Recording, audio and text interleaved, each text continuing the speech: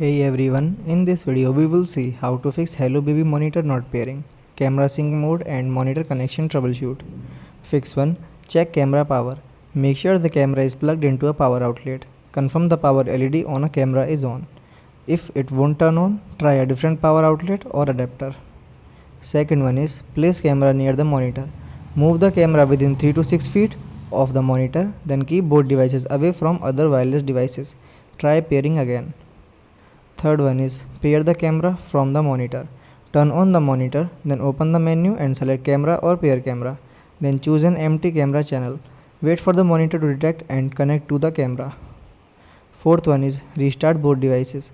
Turn off the monitor and camera, then unplug both devices for both 30 seconds. Plug them back in and turn them on. Try pairing again. Fifth one is reset the camera. Locate the reset button on the camera, then press and hold it for about 10 seconds. Wait for the camera to restart. Pair the camera with the monitor again. Thanks for watching.